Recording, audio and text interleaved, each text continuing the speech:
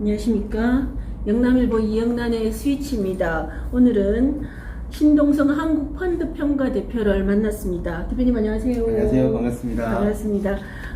요즘 조국 사태 이후에 펀드라는 용어가 우리 사회에 번쩍 많이 들려오고 있습니다. 특히나 요즘 코로나 사태로 많은 국민들이 어려움을 겪고 있는데도 라임 사태가 크게 불거지고 있습니다. 많은 피해자들이 우려되고 있는데요. 그래서 오늘은 라임 사태를 계기로 펀드에 대해서 조금 더 구체적으로 알아보기 위해서 한국펀드평가 대표 신 대표를 만났습니다. 신 대표님, 우선 한국펀드평가사가 어떤 일을 하고 있는지 좀 설명해 주시겠습니까? 네.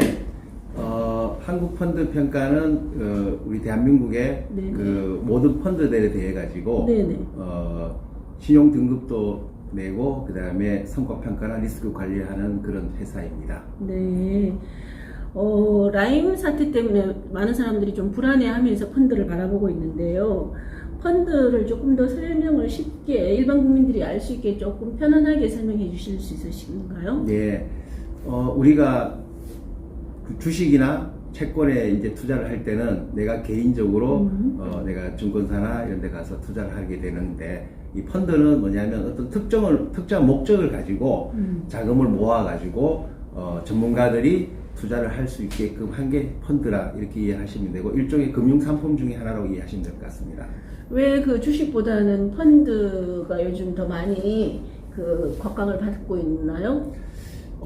이제 전 세계적으로 봐도 그렇고, 이제 투자의 방법이 여러 가지가 있는데, 여러 상품 중에 하나가 이제 펀드라고 말씀드렸듯이, 주식을 직접 투자하는 경우에는 그 리스크를 내가 온전히 부담을 하면서 해야 되기 때문에 공부도 많이 해야 되고, 일반인적으로 우리가 전문적으로 운용하는 매니저가 아니기 때문에 내가 다른 업에 종사를 하고 있기 때문에 전문적인 으로 투자를 하는 그런 전문가 집단의 펀드를 맡기는 게 좀 더 수익을 낼 수 있기 때문에 펀드 쪽으로 많이 관심을 가지지 않나 이렇게 생각하고 있습니다. 근데 펀드가 종류가 많더라고요. 펀드도 사모펀드, 공모펀드, 헤지펀드 너무 여러 가지라서 국민들이 좀 헷갈려 하거든요. 조금 종류별로 좀 설명을 주실 수 있나요? 크게 보면 펀드는 일반 우리 국민들이 불특정 다수인들이 가입을 할 수 있는, 금액에 제한 없이 가입을 할 수 있는 공모펀드가 있고요.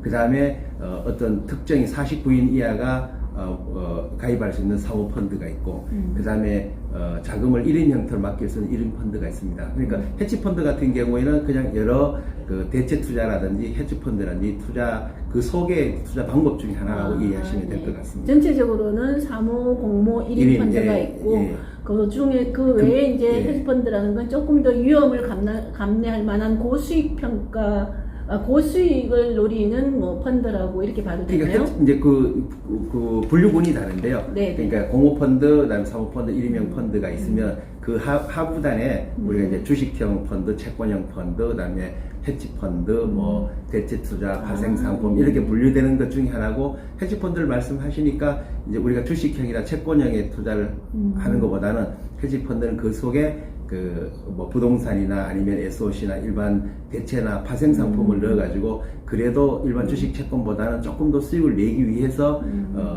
투자할 수 있는 그런 펀드를 이해하시면 될 것 같습니다. 좀 안정적인 걸로 보자면 공모펀드를 선호하는 게 나은가요? 그거는 상관이 없는 건가요? 이제 공모펀드, 사모펀드 이렇게 분류를 할 때는 성격이 다르기 때문에 공모펀드에 가입을 하는 게 안정적이다 이렇게 얘기하는 것보다는 아무래도 안정적인 측면에서 얘기를 할 때는 어떤 펀드의 속성상 채권형이나 주식형이냐 헤지펀드냐 이런 쪽으로 분류를 했을 때 내 성향에 맞는 그런 펀드를 가입하시면 될 것 같습니다. 그렇죠. 사모펀드는 좀 더 첫 평가에 가입할 수 있는 금액, 펀드, 최저 가격이 좀 높은 거죠? 예, 그렇습니다. 사모펀드는 일반 공모펀드는 아까 말씀드린 것처럼 그냥 불특정 다수인 아무나 가입할 수 없고 만기가 정해져 않기 때문에 신설된 펀드에 대해서 오늘 가입할 수도 있고 1년 뒤에 가입을 할 수도 있는 거지만은, 사모펀드는 49인 이하가 특정한 목적을 해서 일정 금액을 정해놓고 그다음에 펀드를 클로징 해가지고 운용자들이 그거에 대해서 운용하는 펀드라고 이해하시면 될 것 같습니다. 라임 사태는 이제 코로나 때문에 잠깐 그러니까 좀 주춤했었는데 최근에 언론 조명을 다시 받고 있거든요. 자칫하면 해방 후에 최대 금융 사기 내지는 뭐 이런 게 되지 않을까 하는 이야기도 있더라고요. 라임 사태가 어떻게 불거졌고 어떤 식으로 지금 조명되고 있는지, 도대체 라임 사태는 뭐가 문제인지 이거에 대해서 조금 설명해 주시겠습니까? 예, 라임 자산운용이 3호 전문 운용사입니다. 네. 그러다 보니까 특정인들이나 그 다음에 기관 투자자, 고액 투자자를 통해서 자금을 받아서 펀드를 운영하는 회사고요. 그러다 보니까 초기에 라임 자산운용이 펀드를 조성해서 아마 고수익을 내고 이렇게 하다 보니까 관심이 집중이 됐고, 그렇게 하다 보니까 기관 투자가나 고액 자산가들이 많이 투자하게 됐고, 그 와중에 이 펀드가 이제 만기가 돌아오다 보니까 이제 만기가 돌아오면 그 투자한 원금하고 수익을 배분을 해야 되는데, 그 당시에 이제 과거에 투자할 때 운용 과정에서 뭐 부실이 있었거나, 그 다음에 또 펀드를 판매하는 데 있어서 또 불안전 판매를 했거나, 이런 걸 통해 가지고 경우에 따라서는 운용상의 모랄 해저드가 생겨서 만기가 됐을 때 그 수익을 제대로 원금하고 수익을 못 해주는 경우가 계기가 됐고, 이게 이제 지금은 그것 때문에 이제 그게 과정상의 문제가 있었는지 없는지를 관해서 이제 관심이 있다 보니까 검찰 수사를 하고 있는 걸로 이해합니다.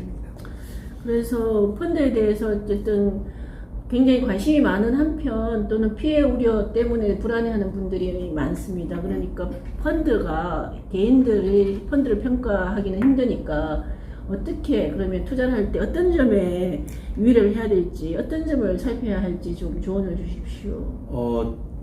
제가 그런 질문을 이제 펀드 평가사 대표이고 펀드 평가를 하다 보니까 그런 질문을 많이 받습니다. 많이 받는데, 사실은 어떤 펀드가 좋은 펀드인가는 저도 잘 모릅니다. 왜냐하면 그걸 알면 제가 이 자리에 앉아 있으리가 않을 것 같습니다. 네.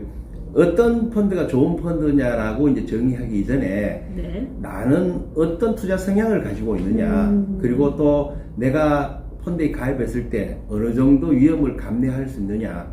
그래서 다시 말씀드리면 내 몸에 맞는 펀드를 가입을 해야 되고, 그게 가장 좋은 펀드가 아닌가 이렇게 생각을 하고 있습니다. 왜냐하면 그 펀드의 종류에 따라서, 유형에 따라서 그 수익률도 다르고, 그 다음에 안정성이냐 또 고위험군이냐에 따라 가지고 또 상품의 종류가 다르기 때문에 내 몸에 맞는, 내 성향에 맞는 그런 펀드를 가입하시는 게 가장 좋은 펀드를 가입하는 게 아닌가 생각을 하고 있습니다. 내 성향이라면 어떤 걸 말합니까? 어쩌면 뭐 예를 들면 자기 자산이 얼마 정도 있는데 어떤 그 안정성을 갖는 그 성향인지, 조금 리스크가 있더라도 더 수익률이 높기를 바라는지, 이런 거를 말하시는 건가요? 예, 내 성향, 내 몸에 맞는 펀드라는 게 내가 투자를 할 때 내가 이거를 단기로 투자할 거냐, 장기로 투자할 거냐, 또 내가 수익을 좀, 나는 은행의 정기예금 이자가 좀 낮으니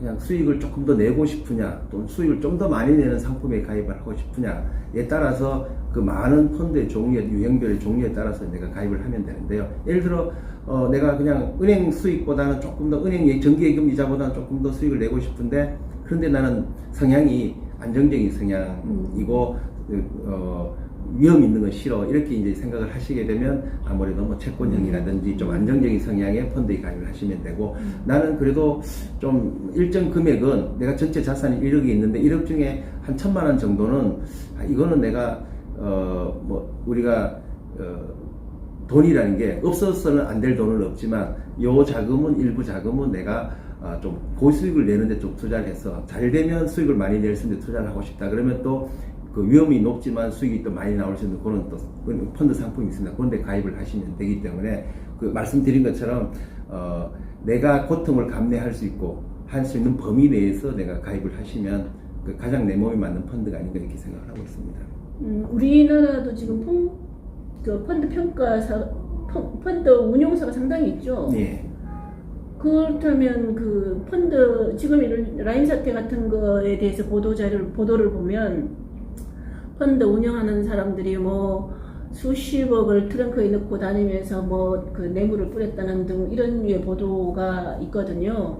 펀드 평가 운용사 또는 평가 아니고 참 펀드 운용사들의 어떤 예. 그 주요 지도부 뭐 그러니까 운영자들의 면모를 어떻게 살펴보고 투자를 해야 되는 그런 것도 있지 않나요?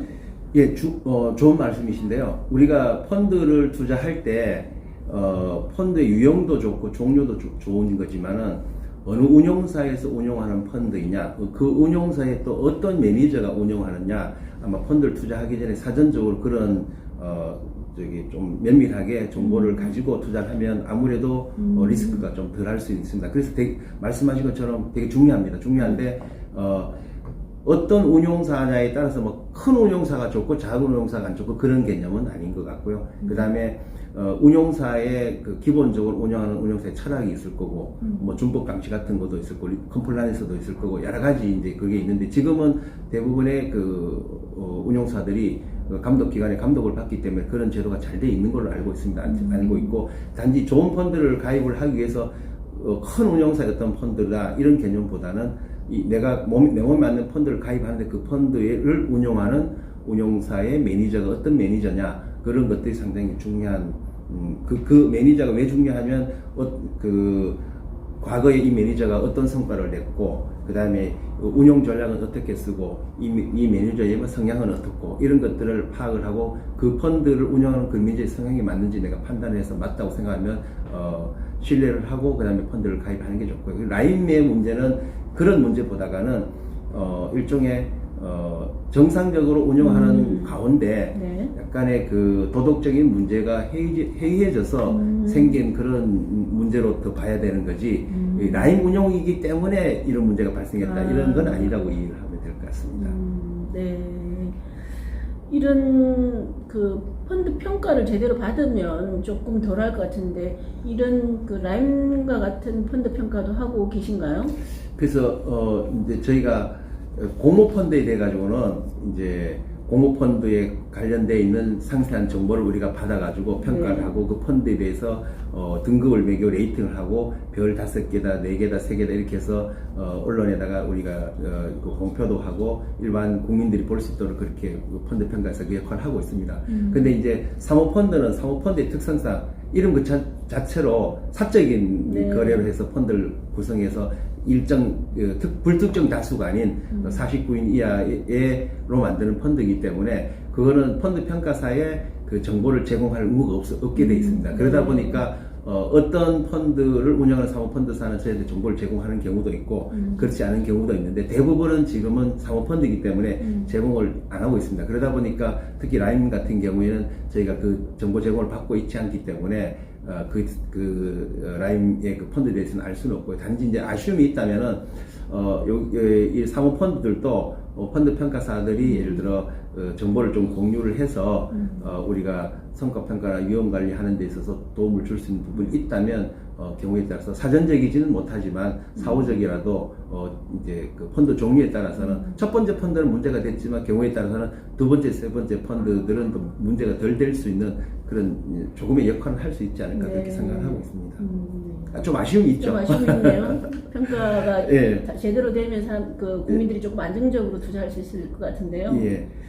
그런 부분들은 뭐 향후에 감독 당국도 있고 하기 때문에 어떤 형태로든 이제 좀 보완을 해서 그런 제2의 라임 사태가 없을 수 있도록 그렇게 잘 하리라 생각하고 있습니다. 네. 예. 뭐 라임 사태도 있지만 지금 코로나 때문에 금융시장이 좀 굉장히 혼란을 겪고 있는 것 같아요. 주식 시장이 완전 그 폭등을 하고 있고 폭락하고 뭐 계속 급등락을 반복한다고 해야 되나요? 환율도 문제고 앞으로 있던 금융 대혼란이 어떻게 진행이 될지 현재 상황에 대해서 조금 점검할 수 있을까요? 글쎄 뭐 제가 그쪽 전문가가 아니라서 그렇게 딱 한 줄로 얘기하기 좀 어려운 것 같습니다. 어려운 것 같은데 단지 지금 이 코로나 사태로 인해서 전 세계 경제가 마비될 정도로 심각하고 그 다음에 금융시장도 극단한 혼란 사태에 있고 하루에도 뭐 주식이 올랐다 떨어졌다 엄청난 그 변동성이 큰 그런 매일매일 겪고 있습니다. 겪고 있는데 과거에 우리가 IMF를 겪었고 그 다음에 미국발 금융위기를 겪었을 때하고 좀 다른 거는 이게 처음 있는 또 이런 현상이다 보니까 이게 향후 전망을 어떻게 하는 거는 좀 조심스럽고 쉽지는 않을 것 같습니다. 궁극적으로는 잘 해결될 거라고 생각은 하지만 그 매일매일 또 6개월, 1년, 3년 이렇게 이제 우리가 구별해 봤을 때는 현재 진행되고 있는 것들이 빨리 조기에 종식될 수 있도록 하는 게 중요하고 거기에 따라서 상황이 좀 달라질 것 같기도 하고 이 코로나로 인해서 아마 향후에 투자 방향도 그렇지만 사회의 전반적인 구조가 많이 좀 변화되지 않을까 그렇게 생각하고 있습니다. 예, 예. 지금이 주가의 저가인가에 대한 문제가 좀 있을 것 같은데 지금 많은 젊은 층을 위주로 해서 새로 신규 투자자들이 많이 늘었다고 그러더라고요. 네. 외국 기관들은 많이 빠져나가고 있다고 네. 하는 데 대해서 반면에 어떻게 보십니까? 지금이 투자 적기라고 볼 수 있을까요?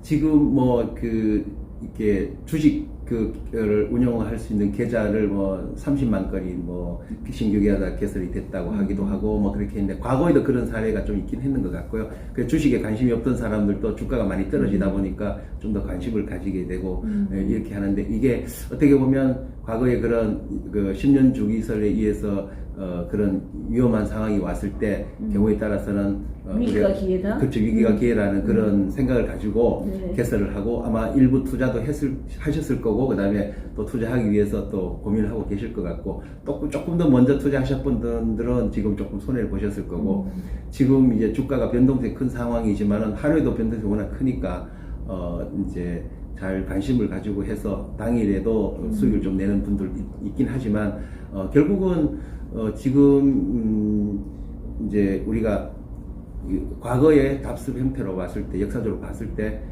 우리가 시간이 되게 중요한 것 같고요. 이게 우리가 향후에 언제 어떻게 좋아질 거냐에 대한 거를 내가 고통을 어느 정도 내가 감내할 수 있느냐에 따라서 지금 투자해도 좋고 좀 기다렸다 해도 좋고 아니면 나중에 투자해도 좋은데 그런 부분들 내가 감내할 수 있는 시간 고통 이런 것들을 하고 잘 연계를 해서 소신껏 투자를 하시는 게 그게 향후에 지금이 저점이냐 아니면 지금 바닥을 쳤느냐라고 얘기했을 때 그런 중요한 그것보다는 나한테 맞는 투자를 하는 게 중요한 것 같습니다.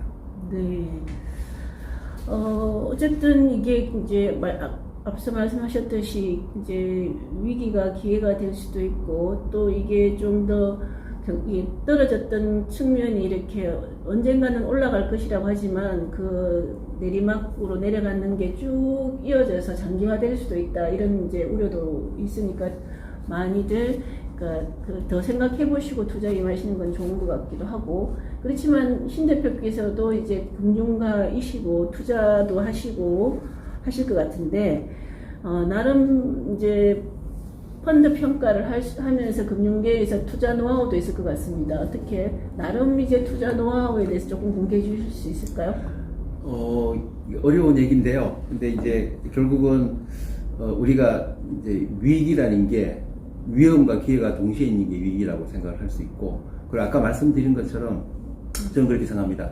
우리가 투자를 할 때 혹시 이게 이제 경기가 안 좋아서 오래 지속이 된다면은 우리가 아까 누누이 말씀드렸지만 그거를 내가 감내할 수 있는 고통, 감내할 수 있는 시간, 감내할 수 있는 금액이 있다면 그 금액을 투자를 해서 가시는 게 맞고 이게 단기간에 내가 수익을 올려야 되고 또 일정 기간 동안 어떤 목적으로 내가 가지고 있는 자금을 운용을 하고 활용을 해야 된다면 내가 갖고 있는 주식을 내가 또 팔아야 되는 경우가 생겼을 때 주가가 오르지 않았으면 손해볼 수 있기 때문에 그래서 너무 많이 투자를 하는 건 권하고 싶지는 않습니다. 단지 내가 좀 길게 생각을 해서 이 정도 자금은 내가 없어도 될 돈은 없지만 누구나다가 이 정도 자금은 내가 오랫동안 좀 가서 정기예금 한다고 셈치고 한 3년 이상 이렇게 갖고 갈 수 있는 그런 자금이 있다면 그런 경우는 투자를 할 때 저점이냐 고점이냐 바닥을 쳤느냐의 문제보다는 내 확신과 신념으로 투자를 하시고 그 주가가 오르지 않으면 그냥 정기예금 했다고 생각하고 좀 오랫동안 묵혀놓으면 나중에 좋은 결과로 이어질 수 있을 것 같고요. 목적성 있는 자금에 대해서 투자를 하게 되면 나중에 큰 낭패를 볼 수도 있고, 아까 말씀드린 것 중에 우리가 레버리지를 해가지고 또 과도한 신용 거래를 하고 이러다 보면 주가가 또 떨어지고 하다 보면 그 반대 매매 거래가 나와서 소위 말하는 깡통 계좌도 나오고 힘든 분들이 많이 발생할 수 있기 때문에 지금은 그런 거래는 좀 지양하는 게 좋을 것 같습니다. 신 대표는 어떤 투자 패턴을 갖고 계신가요? 저는 우리가 투자를 할 때 뭐 부동산에 투자를 하거나 뭐 주식에 투자를 하거나 크게 보면 네. 그런 경우가 많이 있는데, 부동산 투자는 뭐 오늘 여기서는 더 이상 뭐 말씀을 안 드리겠습니다. 그래서 이제 주식 변동성에 따라서 이제 주식 투자를 한다고 생각했을 때 저는 주식 직접 투자는 별로 권하고 싶지는 않습니다. 왜냐하면 주식을 직접 투자를 해서 내가 할 때는 어떤 회사의 그 재무 구조라든지 향후에 그 회사의 발전 방향에 대해서 모든 걸 어느 정도는 좀 인지를 하고 정보를 가지고 있고, 그리고 또 세계 경기 흐름이나 그 제조업이든 유통이든 그 업종에 대한 것도 또 봐야 되고 여러 가지 봐야 되기 때문에 우리가 주식 전문가가 아니고 또 매니저가 아니고 우리가 다른 일을 하면서 이 재테크 차원에서 투자를 하는 거기 때문에 이 부분에 대해서는 우리가 전문가가 아닌 이상 주식 직접 투자를 하다 보면 경우에 따라 손실을 많이 볼 수 있다. 그래서 사실은 기관 투자가나 외국인 투자가들에 비해서 개미 투자, 소위 말하는 개미 투자자라고 하는 분들이 수익을 많이 못 내고 손실을 많이 보는 이유가 정보도 취약하고 전문가도 아니고 하기 때문에 주식 직접 투자는 가능하면 하지 않는 게 좋겠고, 가능하면 간접 투자를 많이 권유하고 있습니다. 저도 그렇게 하고 있습니다. 간접 투자라면 어떤 게 있죠? 간접 투자의 대표적인 게 이제 아까 지금까지 쭉 말씀드린 이제 펀드는 그래도 어쨌든 간에 내가 직접 주식 투자하는 게 아니고 어디 모아서 전문가인 매니저들이 운영을 하기 때문에 그래도 믿고 맡기고, 그리고 내가 직접 투자하는 것보다는 아무래도 그래도 조금 더 수익을 낼 수 있고, 그리고 규모의 경제가 되기 때문에 또 아무래도 또 수익을 좀 내는데 유용할 것 같고, 그 다음에 제가 주변인 분들한테 가장 많이 권유하는 게 ETF입니다. 그래서 ETF들 중에 간접 상품인데 주식처럼 할 수 있기 때문에 ETF 투자하시는 거는, 왜 ETF를 많이 권유를 하냐 하면, 주식 직접 투자할 때는 아까 말씀드린 것처럼 여러 가지 글로벌 상황이나 국내 상황이나 그 주식 그 회사의 개별 상황을 알아야 되는 전문가 아닌 입장에서 그것만 연구하는 사람들이 아니기 때문에 힘드는데, ETF는 그냥 그런 걸 다 몰라도 그냥 전체적인 글로벌 상황에서 우리나라 주가가 올라갈 거냐 떨어질 거냐 그 정도만 가지고 투자를 해도 어느 정도 수익을 낼 수 있기 때문에 저는 적극적으로 ETF를 권유하는 편입니다. 지금 금융업에 종사하신 지 얼마나 되셨죠?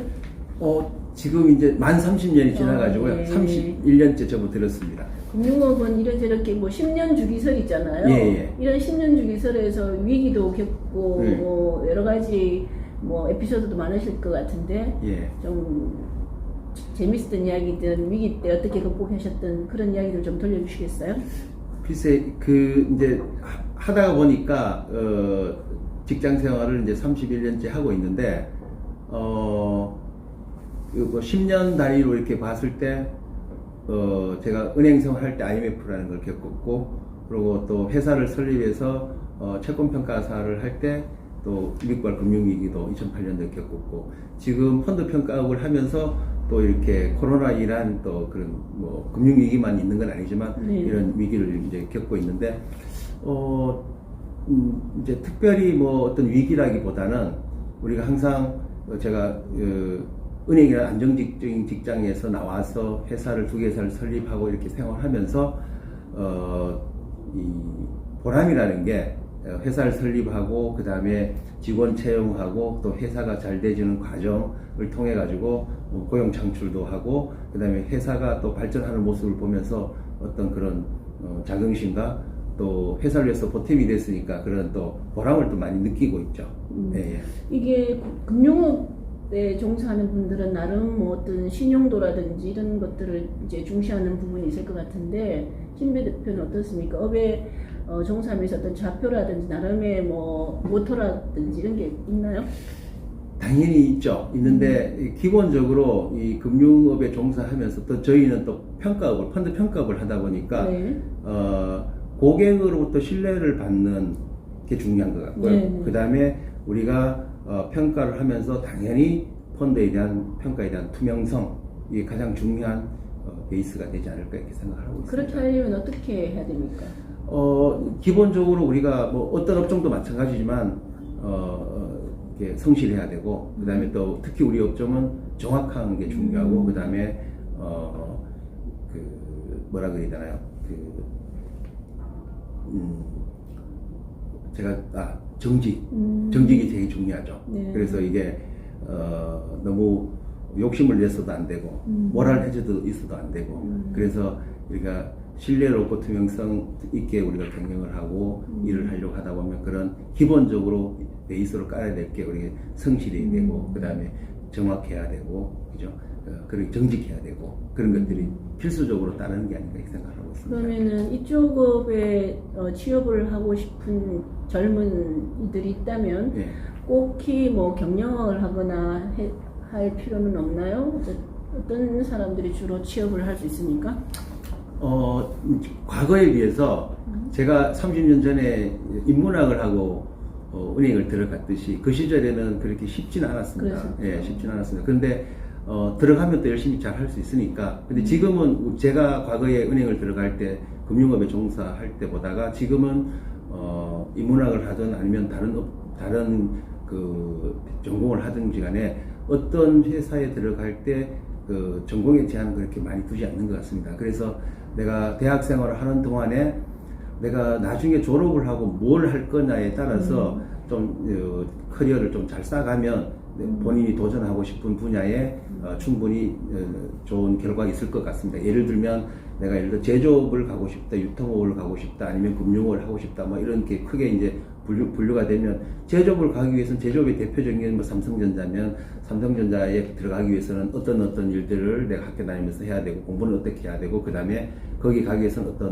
어떤 식의 그 인턴이나 아니면 경험을 쌓는 게 중요하다 이런 생각을 하면 되고 이제 저는 금융을 하다 보면 제가 직원들 면접 채용할 때 면접을 보고 이렇게 하다 보면 똑같은 학과를 나왔음에도 불구하고 채용하고 싶은 학생이 있고 채용하고 싶지 않은 학생이 있는데 그런 경우는 뭐냐면 이 학생이 학교를 다니면서 대학을 다니면서 이 평가업에 종사하기 위해서 금융업에 종사하기 위해서 정말 그냥 취업이 잘 안 돼서 그냥 원서를 낸 건가 아니면 나는 요런데 좀 하고 싶어서 나는 대학 다닐 때 이런 커리어 패스를 쌓았다 이런 동아리에서 이런 활동을 했다 이런 자격증을 땄다 이런 거에 따라 가지고 똑같은 학과를 나왔다 하더라도 저희가 채용 기준에 의해서 누군가는 채용이 되고 누군가는 채용 안 되는 건 단순히 학점이 높다 낮다의 개념은 아닌 것 같습니다. 경북 의성이 고향이신데요. 네. 그 고향 이야기를 조금 더 들려주시겠습니까? 지금 이제 고향을 떠난 지 오래되셔가지고 상당히 힘든 점도 많이 있을 것 같은데. 예, 지금 때가 특히 이제 대구 경북이 코로나로 인해서 많이 이제 힘들어하고 또 우리 시민이나 도민들이 많이 힘들어하시고 그러다 보니까 저도 이제 출신이 경상북도 출신이고 이렇게 하다 보니까 사실은 서울에 살면서도 좀 더 관심이 있습니다. 좀 더 관심이 있고 내가 할 수 있는 게 뭐가 있을까도 생각을 해봤는데 혹시 그런 부분은 별로 있지는 않는 것 같긴 하지만 그래도 좀 더 잘 됐으면 좋겠다 그렇게 생각을 하고 있습니다. 지방에서는 아무래도 금융업이 조금 힘든 그러니까 금융업이 조금 부진한 측면이 있습니다. 어떻게 금융업을 지방에서도 연관시켜서 더 잘할 수 있는 방법이 있는지 조금 설명해 주십시오. 좀 어려운 얘기 같은데요. 이게 금융이라는 게 지방이고 그다음에 서울이고 이런 그런 구분이나 한계는 없는 것 같습니다. 한계는 없는 것 같고 단지 이제 우리 대구 경북이 힘든 상황이고 또 이걸 잘 해야 되고 할 것 같고 그다음에 금융과 연계해서 우리 그 대구 경북에 있는 젊은 학생들도 이 서울로 많이 진출해서 좀 금융에 관심 있는 분들은 좀 큰 뜻을 많이 펼쳤으면 좋겠다는 생각을 하고 있습니다. 알겠습니다. 오늘 많은 시간 내주셔서 감사합니다.